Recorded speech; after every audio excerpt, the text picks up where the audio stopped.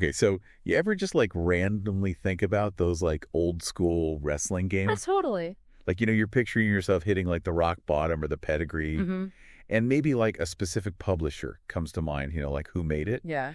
It's always wild to me to think about who was behind those games that we like just sank hours into. I know. It's like a trip down memory lane, right? It's Especially when you're talking WWE video games over the last couple decades. yeah. Two big names always pop up, THQ and 2K. Exactly. And each one like brought their own vibe to the whole virtual wrestling scene, Definitely. And I bet you've got strong opinions about which one was the king of the ring. Yeah, I think a lot of people do. It's one of those things that comes up a lot. It's like a constant debate, right? Yeah. So that is what we're diving into today. Awesome. This deep dive is all about the history of WWE games under THQ and 2K. Love it. We really want to get into like what made each publisher's games unique. Tackle that big question, like who made the better games? The ultimate showdown. Exactly. And then based on what like the community's been saying, Mm-hmm. we'll highlight some of the most beloved, like fan favorite WWE games of all time All right. Sounds good. to make sure we're not just like, pulling this out of thin air. Yeah. We've got some awesome sources to back us up. Oh, good. First up, we've got the RWWE Games subreddit on Reddit. Oh, yeah.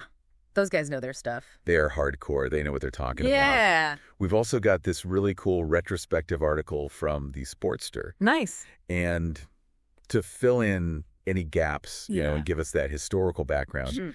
we've got Wikipedia and some insights from the CAWS.W's forums, Solid. which if you don't know about that, Yeah. that is like the hub for wrestling game creation. Oh, but that's right. Like creating your own wrestlers, all that stuff. Yep. So, as we explore these different perspectives, just remember, Yeah. we're not here to crown a champion. Like, it's not about picking sides. It's about the journey. Exactly. It's about understanding, each era and what made each one click with the players. Totally. So ready to fire things up. Let's do it. Let's kick it off by traveling back in time to the THQ era. Back in the day.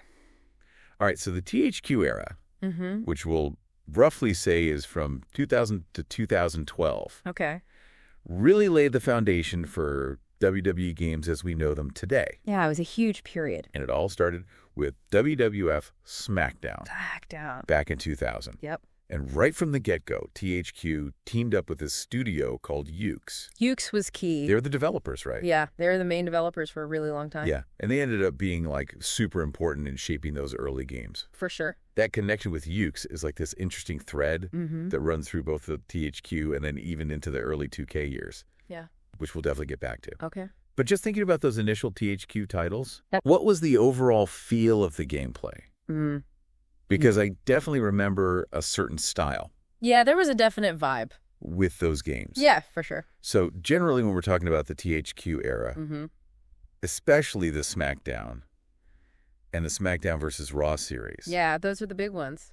it's often remembered for being more like arcadey, Totally. like pick up and play. Yeah. The Sportster article called it chaotic and fun. That's a good way to put it. Yeah. It really captured that feeling. It wasn't about being super realistic. Right. It was more about just creating that exciting, over-the-top Mm. wrestling action that was easy to get into. For sure. You think that more accessible approach maybe had something to do with the tech limitations back then? Yeah, it could have been part of it.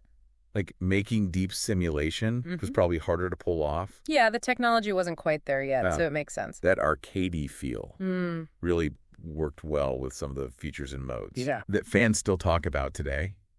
Like what kind of stuff? The story modes, Oh, yeah. like Road to WrestleMania. Classic. The Sportster mentioned how those modes Mhm. often made you feel like you were in an actual WWE storyline, Oh, totally. with all the drama Mm. and like crazy turns. Yeah, they weren't just a bunch of matches strung together. Exactly. There were storylines and backstage stuff, and your Yeah. character actually developed. Like it mirrored the real shows. Yeah, you felt like you were part of Raw or SmackDown. Totally. And then, of course, you had modes like GM mode Oh, GM mode. in the SmackDown versus Raw games. That's like a constant topic of conversation on Reddit and like everywhere else. For good reason. I could really get into the whole running a wrestling company thing. Yeah. You know, setting up feuds, keeping your wrestlers happy. Oh, yeah. The morale system was a whole thing. Trying to get better ratings than the other brand. And it was like a whole strategy game in itself. It was so deep.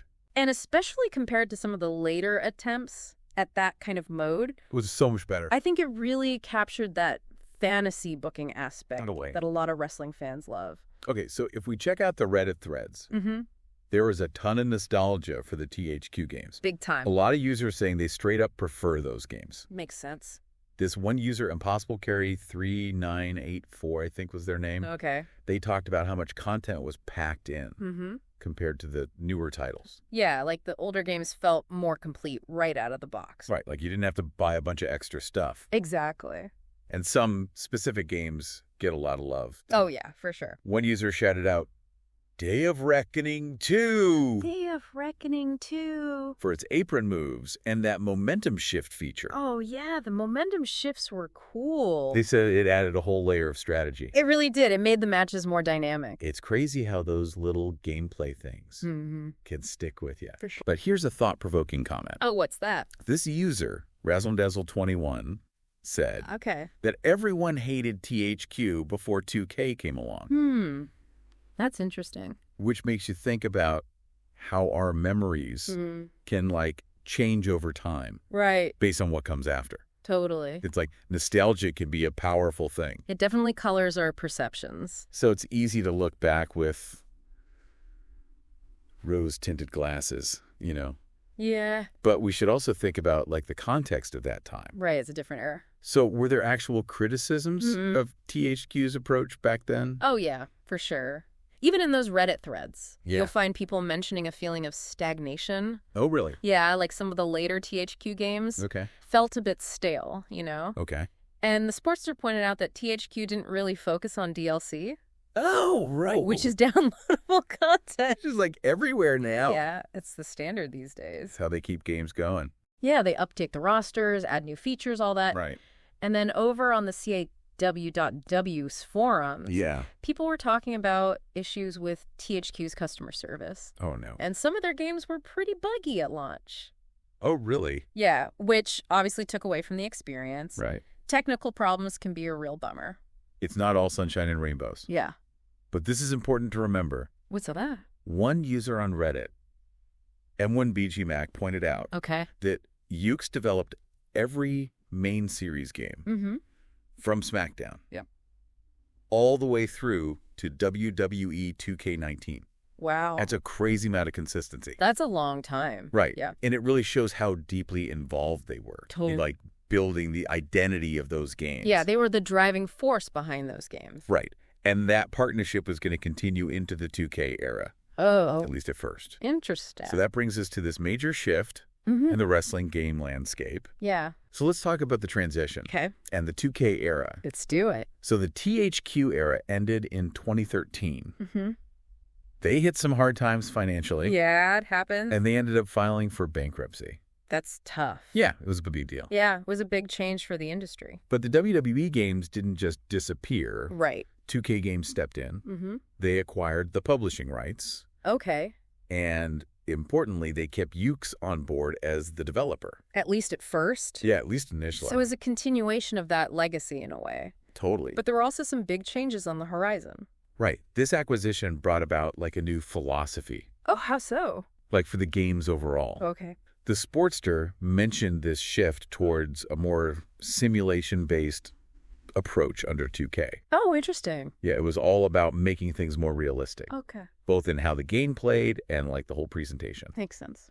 They wanted to create a more authentic wrestling experience. So less arcadey, more grounded. Exactly. Makes sense with how gaming was progressing overall. Right. Technology was getting better, and I think there was a growing demand for a more realistic experience. Oh, yeah. People wanted a wrestling game that felt like a real sim. Like the other sports games. Yeah, exactly. You could definitely feel that change when you played. Yeah, how so? It wasn't as immediately chaotic and over the top as some of those classic THQ titles. Okay. But 2K definitely had its own strengths. Yeah, what kind of stuff? One thing 2K really nailed was the creation suite. Oh, yeah. It's incredibly robust. It's insane how much you can customize. You can create wrestlers' championships. Arenas. Storylines. Wild. So deep. It's like they gave you the tools to make your own wrestling universe. Exactly. And with the online community sharing their creations... Oh, yeah. The possibilities are endless. Community creations are like a huge part of the 2K experience. If there's a wrestler you want and they're not in the game, chances are someone's already made them. It's awesome. It's really cool to see what people come up with. And the rosters in the 2K games are huge. Yeah. They've got tons of current and past WWE superstars. It's a who's who of wrestling history. Sportster said that they've basically nailed the rosters. Yeah, even if some of the characters are DLC. Right, some are behind that paywall. But Wikipedia mentions some pretty impressive numbers. Like what? WWE 2K16 had a massive roster. Okay. And get this, WWE 2K25 is aiming for over 363 characters. Whoa. Including over 100 women.